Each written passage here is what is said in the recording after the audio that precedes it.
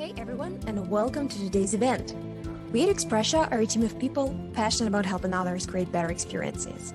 We have an online customer journey mapping platform where you can build data-rich and design-quality journey maps and make your personas come alive, and do that all together with your teammates in real time. Our consulting team conducts public and corporate workshops to educate companies and individuals, and we also got Expressia Academy that has interactive courses on mapping personas and interviews. And of course, our free community events. Today, we're going to talk about journey mapping in marketing. For the next 40 minutes, we'll be learning how to improve CX with journey mapping, to drive it into your organization, and find out how to get started and keep it going. Our today's guest expert is a strong believer in the power of the brand. She's also very curious and loves to learn. Her two favorite questions are why and how, and this is probably why you'll find her reading 4 books at one time, picking up the game of tennis, learning how to play the piano, and binge-watching Netflix. And all that while balancing a full-time job and family. And yeah, if she could put more hours in the day, she would.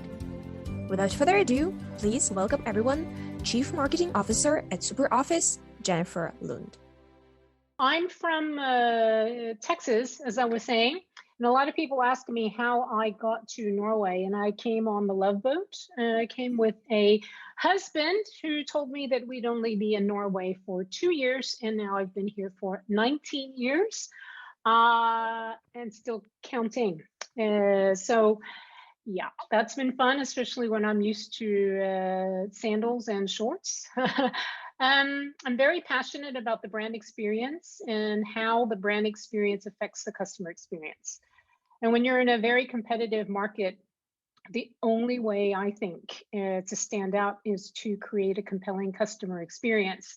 Because without that, your company is, or any company is just another product company in a sea of other product companies. So that's why I'm so happy to be here today and talk to you about the customer journey and why it's such an important part of creating a great customer experience. Just a little bit about SuperOffice for you guys who don't know.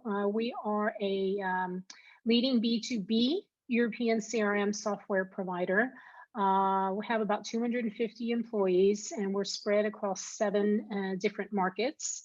In short, what we do is to help companies create sustainable customer relationships. We do this by connecting people through technology, and then we help them to achieve more. Before I start talking about customer journey mapping, I'd like to briefly touch on why we even do mapping in the first place. And that's what brings us to the customer experience. And I think everyone knows what the customer experience is, but I thought that I could bring a little bit more life to it with some quotes from 3 different people who helps us to feel the customer experience. The first is Maya Angelou, and she said that people will forget what you did, but they will never forget how you made them feel. Walt Disney said, do what you do well, so well that people will want to see it again and again, and they will want to bring their friends. And Tony Hsieh, a CEO of Zappos, very well known for customer service quality in their company, says that customer service shouldn't just be a department. It should be the entire company. So at the end of the day, customer experience is about what makes customers feel special. And we all want our customers to feel like kings and queens and princesses. And the best place that I can think of to feel that way would be Disneyland. And a couple of years ago, we took my daughter to Disneyland, where we celebrated her 10th birthday. And I don't know how many of you guys have kids or young children, but when this whole COVID thing lifts up, if you haven't been there, I really recommend that you go there. Don't wait till your child is 10 years old because, you know, that princess thing, that was a little over with for her. But the rest of it, we felt like kings and queens and princesses because Disneyland is such a magical place. And the reason why it's magical isn't because of the rides or Mickey Mouse or Goofy, as you can see in this picture. The reason why it was so special and so magical was because we were made to feel special across every single touch point, from social media to the website to email, mobile chat, every single digital touch point. And when we showed up in the hotel, they knew our names. Our rooms were specially prepared. They knew about her birthday. They made a specific package just to celebrate her day and make her feel very special. Everything was taken care of. And if you imagine how big Disneyland is, I mean, it's huge. They have thousands of people coming through every single day, or they did. And they're still able to make each and every single person feel special. And so I think, well, you know, if they can do it for such a big place, we certainly can do it also.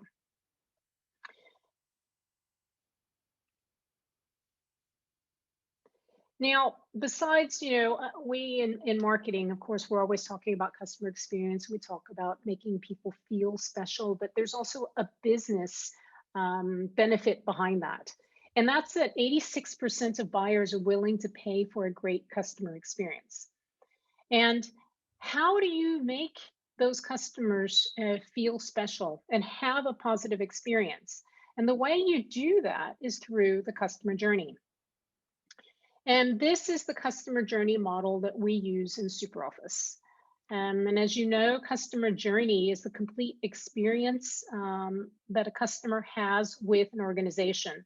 So it encompasses all the touch points. It's the interactions from the awareness from out of market through awareness, active evaluation to the time they become a customer, and then you have evangelists, right? And this circle never ends, and this is why you see it as an infinity circle. In order to get a good customer experience, you have to first look at the touch points. And as we saw earlier, there are a lot of channels to consider.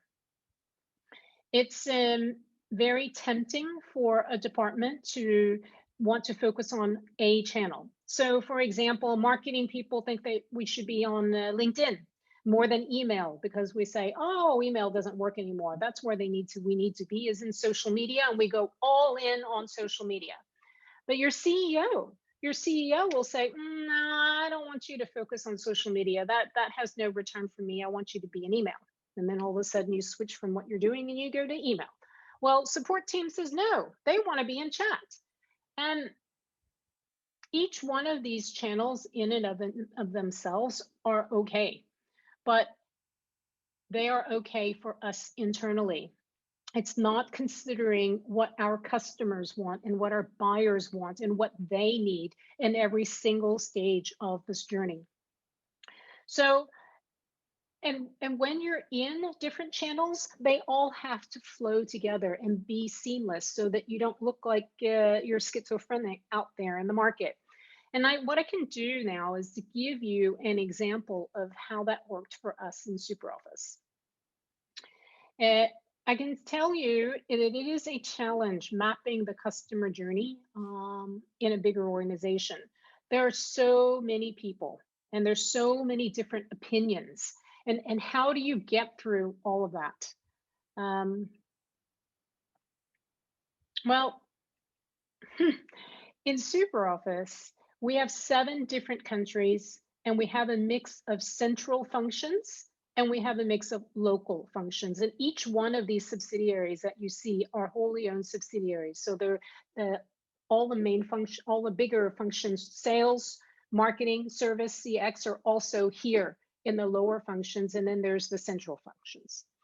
So not only do we have to create a single customer experience across the central functions, but we also have to do it in the local subsidiaries. And that's where the customer meets the market, right? So they both have to be seamless. Now, As a CRM company, we've always been very customer focused, and not because of our product and we should be there because we're a CRM company, but also because our customers are very important to us. That's why we have specific processes in place for sales, services, and customer experience. This explains what happens when a salesperson starts a sales conversation. What kind of documents do you fill out? How does the conversation happen? Where do you log that? And this happens in each of these three processes. The problem was that we didn't have anything at the time for marketing. And this started to cause some problems. Mistakenly, we thought that since our B2B buyers, the buyer 2.0 tends to do a lot of research on their own, they're looking for information on products everywhere. So that means that we needed to be everywhere also, right? Well, not exactly. The problem was that we ended up spending too much time on activities which we thought were the best, but weren't necessarily the best for our target customers. So people saw marketing in our company as an email, an ad, an event, a podcast, a video. But marketing also uses Facebook, they use LinkedIn, we use YouTube, and we mixed content types and we mixed channels and we mixed messages, and it was just really confusing. The activities that we did were disjointed and weren't seen as part of the customer journey. They were only activities upon themselves. So if you were working in email, well, that would be email. And then if someone else wanted to do something in social media, well, that was totally disconnected to what we said in email. Looking back, we should have been much more, not so much focused on the touch points themselves, which keep coming up over and over again because, you know, those names are so well known: LinkedIn, YouTube, email, for example. And just because we thought that it was interesting, we thought our customers thought it was interesting too. So we had to ask ourselves, we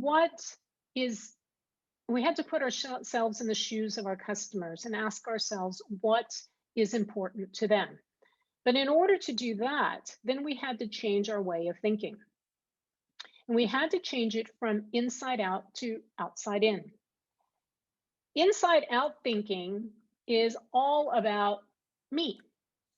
And it's about what I think is good for the customer. It's about what I stand for. It's about my product. It's about how great it is. And it's all about what I want to say. An outside in strategy focuses on customer needs. It focuses on customer insights, customer values. We put ourselves in the shoes of the customer and we see things from his or her standpoint so that we can sew together the best customer experience as possible. So what we want, of course, is outside in thinking. Although the customer journey is driven by marketing, it's actually the customer experience is owned by the whole company, but you need someone to drive that process.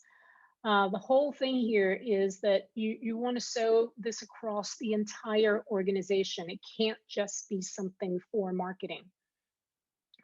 As we talked about a little bit earlier, the customer journey has to do with touch points, right, at different stages of the journey.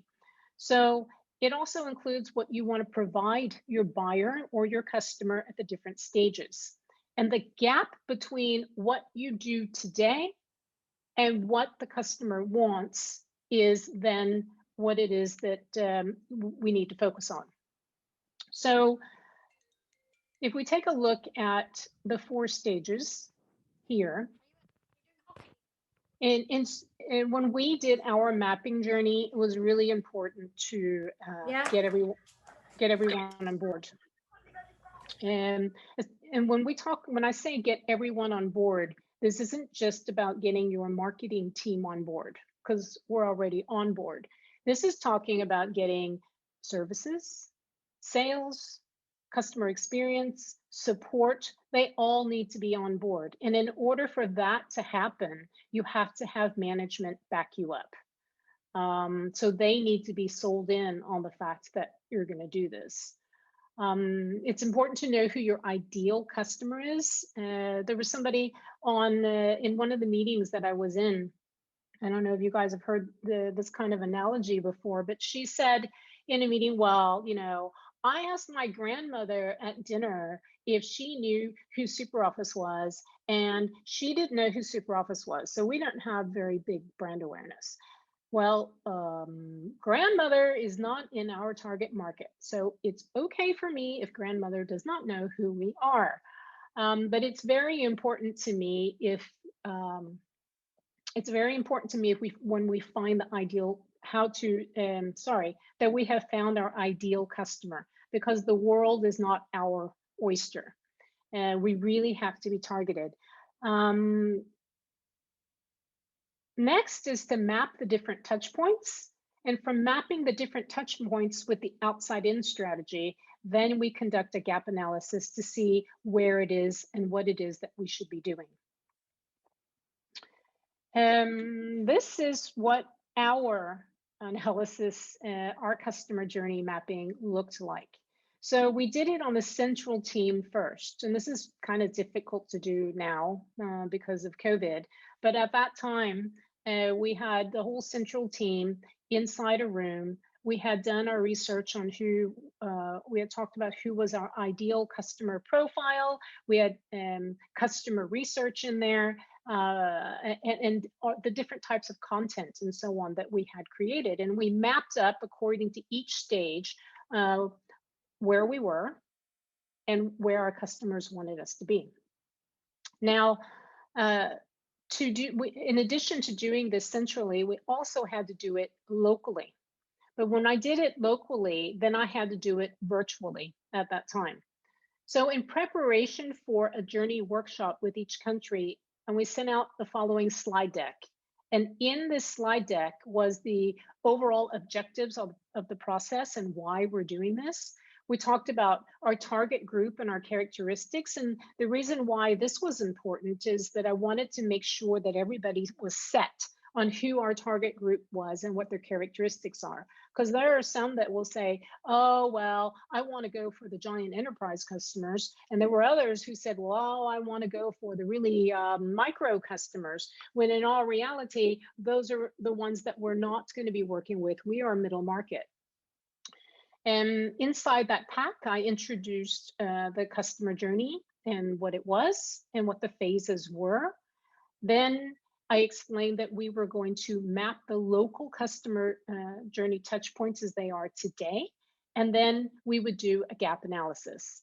Now, between here and between the mapping of the customer journey touch points and the gap, we first mapped the customer journey, and then I took that main pack and I did the gap analysis, and then I sent it back to them. And then in that gap analysis is a prioritization as I saw it. And then we were supposed to have a conversation on whether that mapping was correct or not. And I'll show you how we did that. So in the beginning of the workshop, now we're talking to the local countries, and this is happening via WebEx. We put up the customer journey base model without any colors whatsoever and explained, okay, this is the journey. I'd booked all the meetings with the different countries ahead of time, and they knew that they had to block, I think it was 4 to 5 hours, let's say 4 hours to do this workshop. Now, I'm going to give you an example. So for each phase, I had a mindset. And then I had each one of these colored. So when we were in the trigger phase, I would say, okay, let's do the mindset. You have a potential buyer, a potential customer. They realize that they have a pain. And that's what the trigger phase is. They don't know what product they want. They know that they have a pain. In this analysis here, they want to figure out what they need before they need CRM. So they're going to be seeking knowledge. They want inspiration and advice. And where are we today? And where would they like us to be? So in order to mirror this, I don't know if you can see my arrow or not, but what we were trying to do was to mirror a physical workshop. So I made this little template where I had already filled in the customer behavior and mindset. I said, okay, they are experiencing declining sales. They're experiencing declining customer loyalty. They need to operationalize GDPR, for example, just to give some hints on what would go here. And then we would ask, where would they go to find these answers? And then where are we today, which is the third box. This slide is something that we filled out together, and this is just a sample to show you. So we basically rejigged what was already there in the first square that you saw and put it into their words and how they felt the customer mindset was. And then we said, oh, well, in order to find these answers, the customer would go to do a broad Google search. They would go to see existing vendors. They would go through their personal network to find answers. Maybe they would go on LinkedIn and so on. And then we would say, all right, where are we today? And then we put in, okay, well, SEO, we're very low on working through social selling in our LinkedIn accounts. We don't do any prospect seminars. We're pretty good on articles and white papers. So we did this for all the different phases. Then I took the pack home. And then, oh, no, I'm sorry. I will go back here.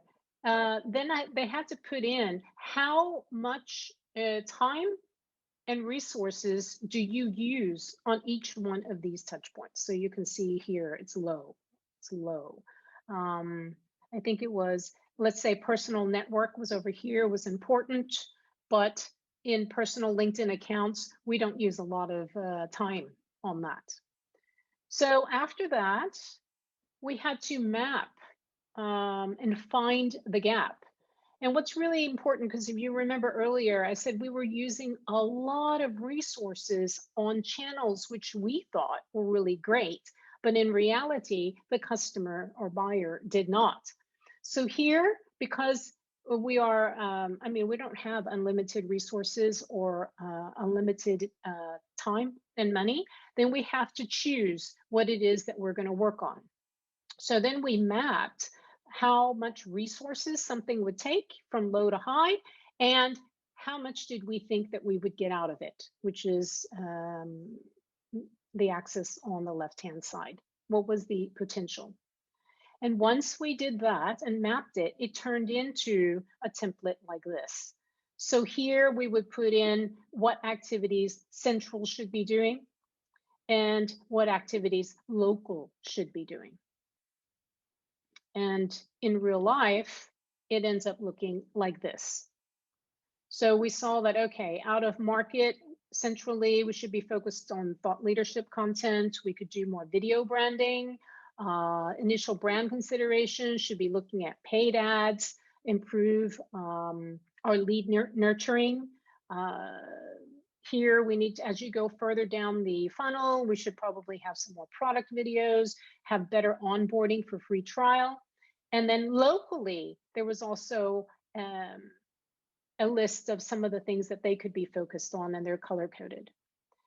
Now, in general, now let me back up. The gap analysis is the most important exercise because it helps you to pinpoint what activities you should be spending your time on and which ones you should not so much.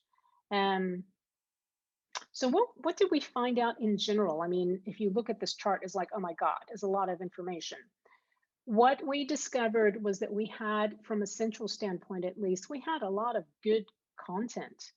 Our biggest problem was that we couldn't get the right content to the right person at the right time in the right channel. We couldn't sew together that entire digital customer experience. So then we started a project to do exactly that. In addition to that, we also created a marketing process that completes the customer experience.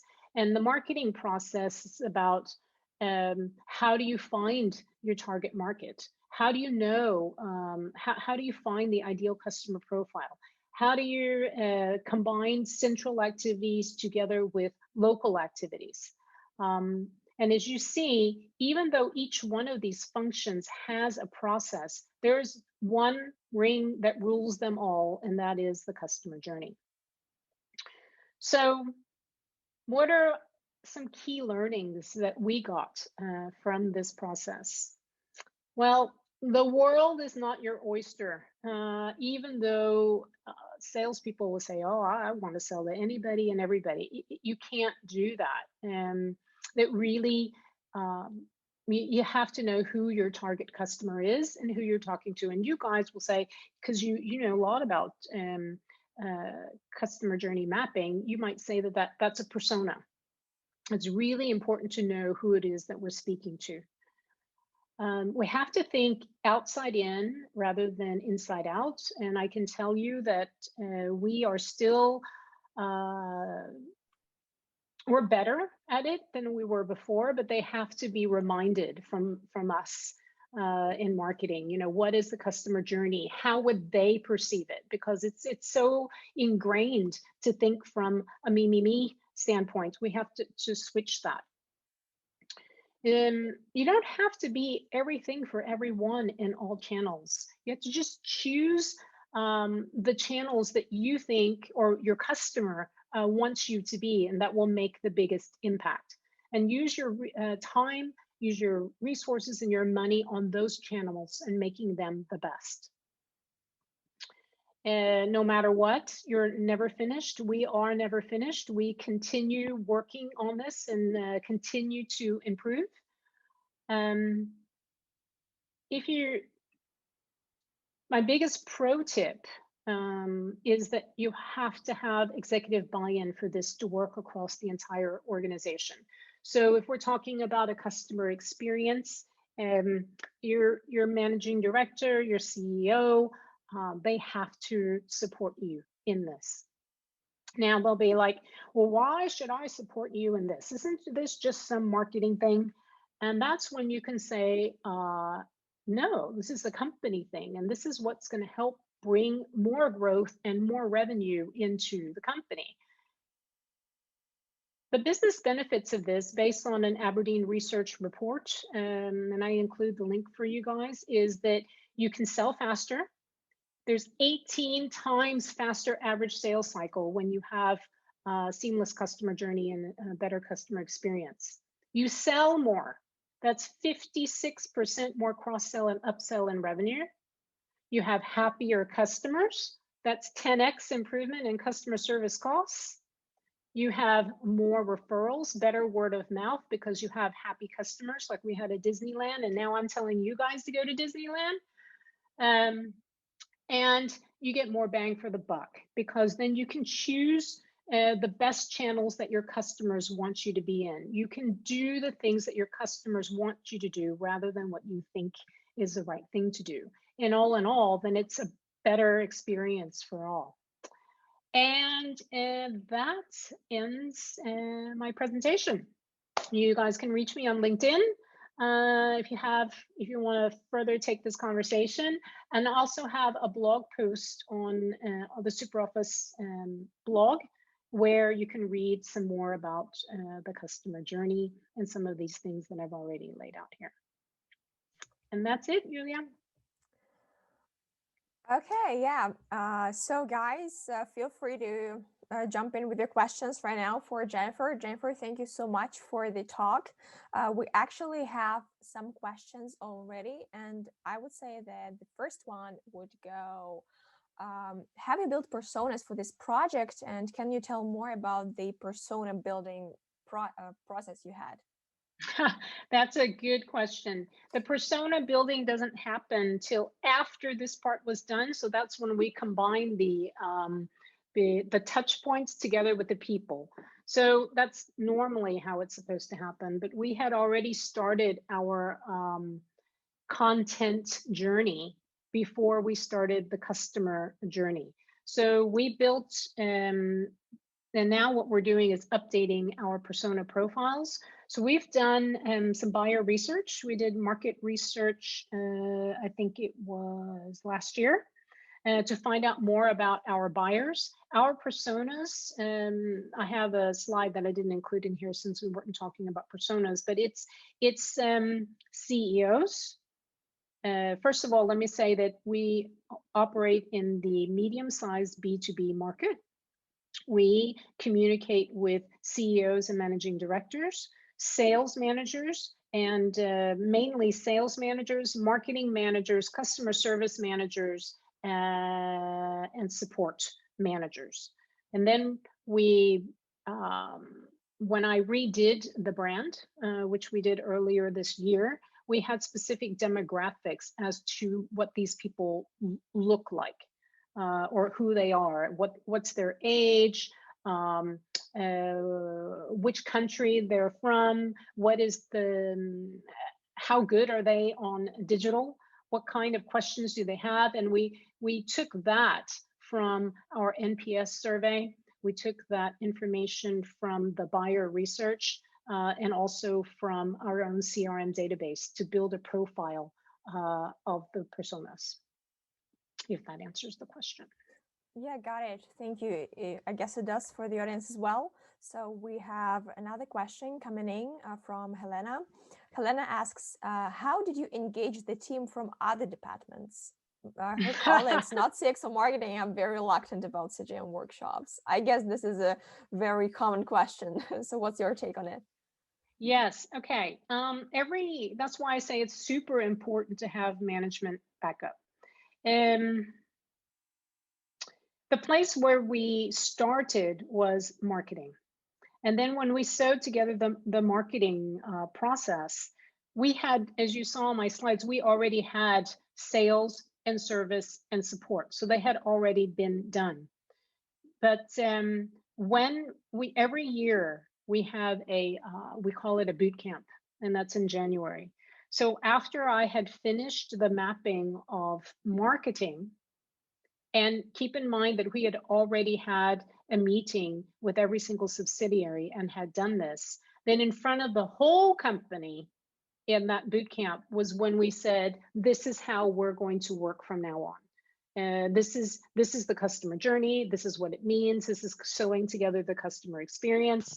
And that's how we engage them. So I use this now. We're redoing our customer community.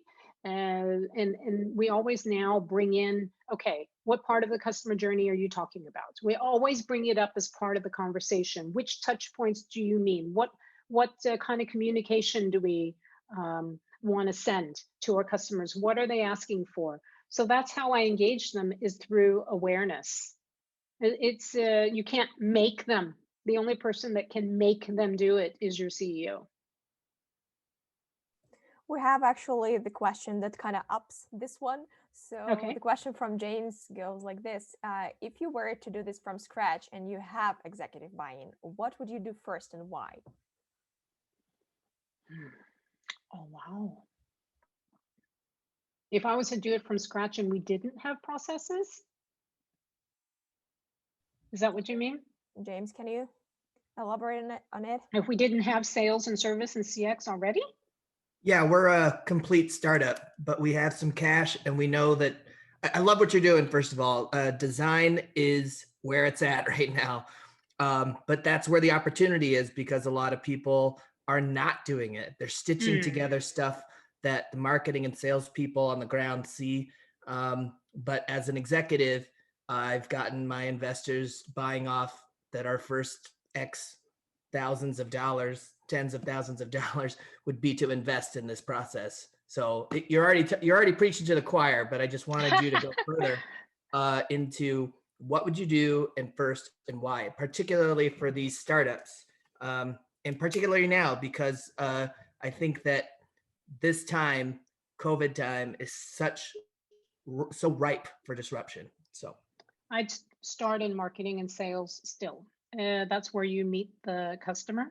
It's really, I think when it comes to marketing, I would map out, there, when you're a startup too, I think it's really important. You want to get out your brand, you want to get out your message, but you want to make sure that it all connects together.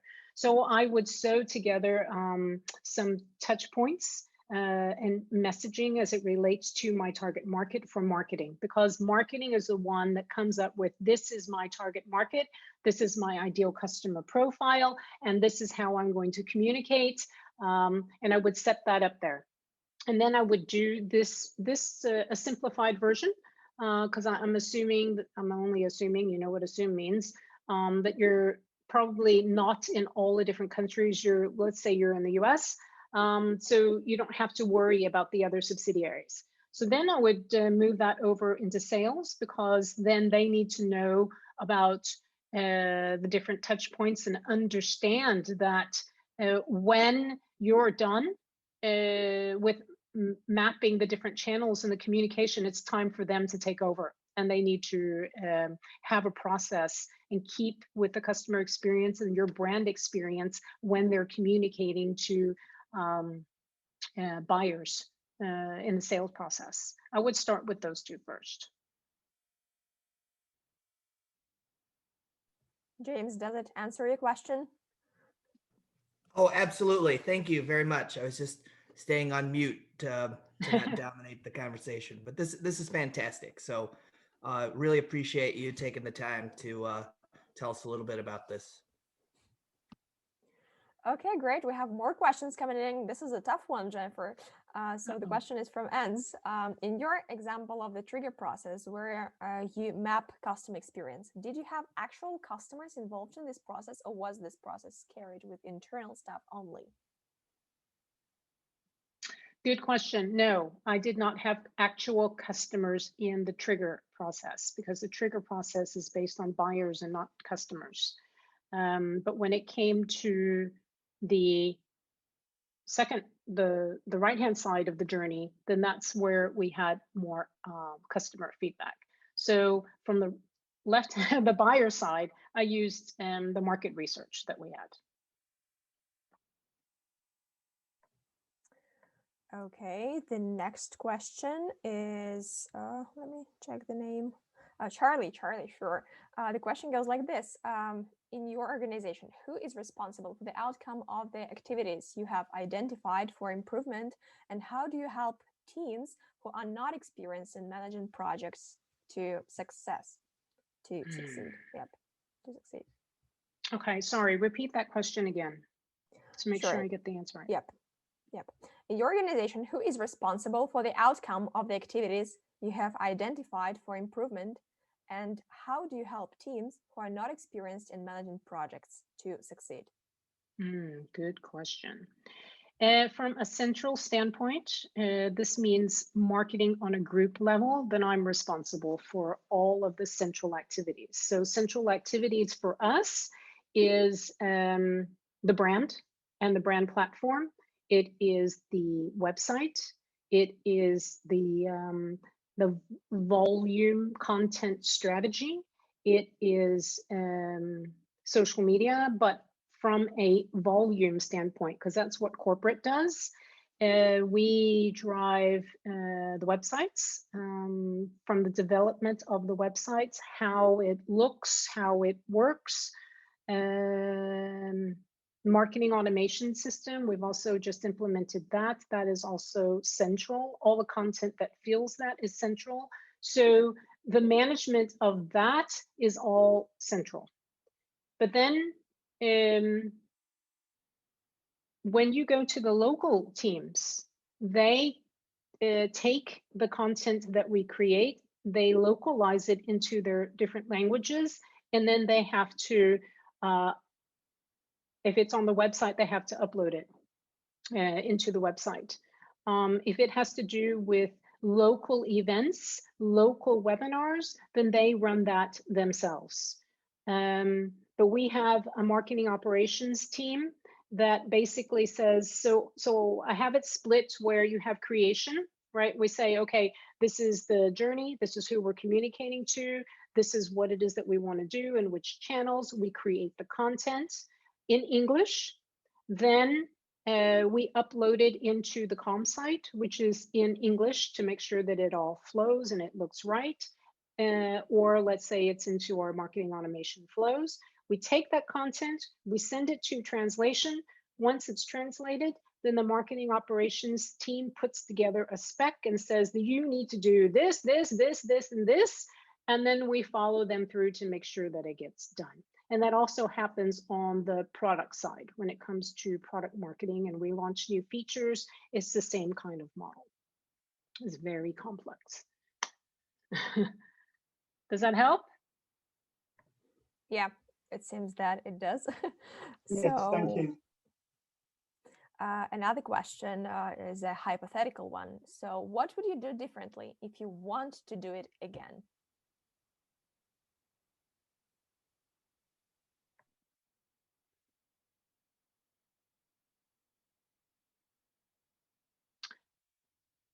I think the process itself was good. To do it differently again.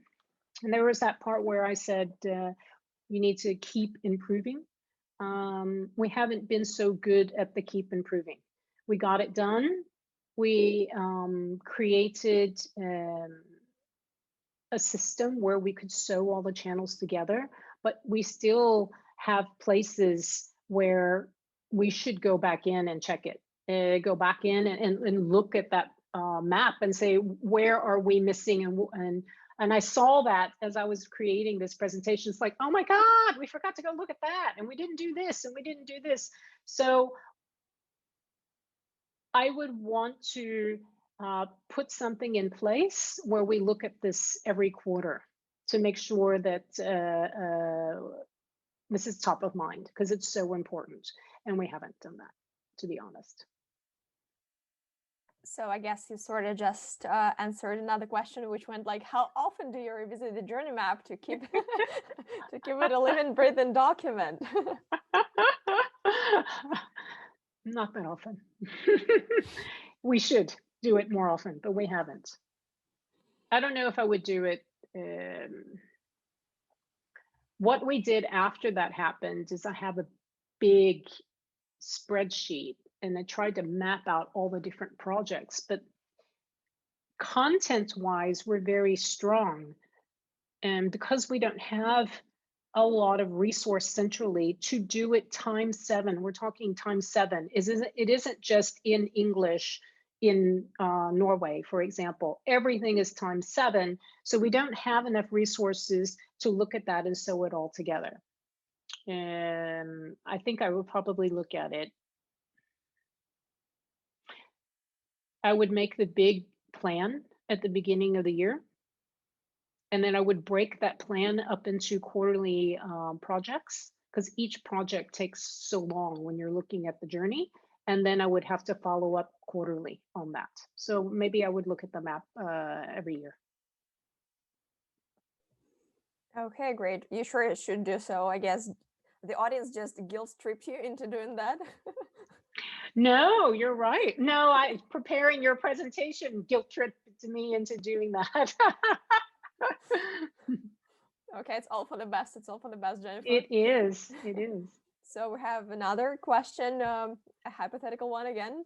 What would you change if you were working with a different type of company? For example, a startup building a mobile app like Uber instead. Oh, would the strategy be fun. completely different? Is it somewhat similar? What can be applicable here?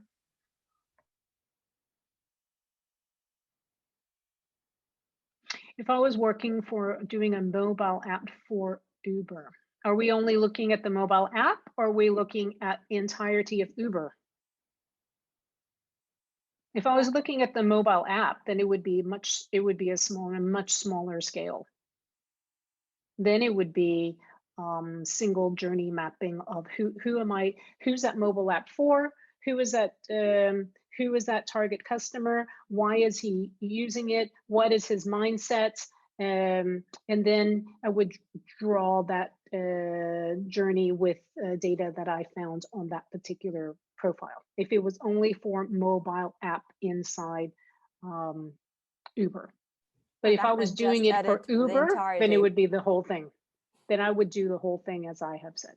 but then it'd be more challenged because you see, we had 3 processes. So inside Uber, brand new, big company, then you'd have to do, if they didn't have a sales process, you have to do it for sales, marketing, service, support.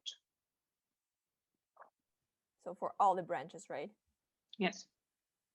Okay. So you'd have to do it like this, and then you'd have to do it like this. Yeah, Ahmed, I hope it answers your question. So the next question is from Raif.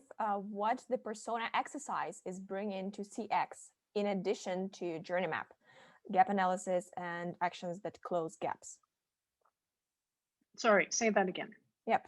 What the persona exercise is bringing to CX in additional to journey map, gaps analysis, and actions that close gaps? If I understand that correctly, where will we bring in persona? That happens after this. Mm-hmm. After this journey mapping of touch points is done, then you will have your touch points, then you have your personas, and then we start talking personas. So if you're a salesperson and you have this challenge, how would you communicate? And then that would start the content journey, and it also then starts the sales process, for example. Does that make sense? Not sure I answered that correctly. Thanks, Jennifer. It's Raif. Yeah, I wanted to know, when you finish a journey, mapping the journey and having those actions that close the gaps, what added value, or what additional value the persona exercise bring to the story, to the CX, to the customer experience? Oh, yeah. Okay. Well, it has to do with communication then. Then you would, then it ties together, for us, it was the content strategy. What are you going to communicate at which touch point? So let's say you're a sales manager and you're in the trigger phase, you have a pain, but you don't know what product you want, right? So you know that you're supposed to be in, they would go to LinkedIn to look. They would probably go to, what did we say? It was like an industry association or something. So our problem was that we want to talk about product all the time. So when you're in trigger phase, nobody cares about your product. We don't even know that your product exists. They just know, I don't know how to increase my sales. So when you say, I don't know how to increase my sales, we would say, oh, you need to buy our product because the product helps you do this, instead of talking process, instead of talking value. So that's how we tied in the personas to each phase. But when you're in active evaluation phase, let's say at that time, that's when the salesperson starts to engage. So then you can say, you can start talking a little bit about product and about features and what the value the product has, but you never talk about product up in the out of market phase or the trigger phase. Okay, thanks a lot.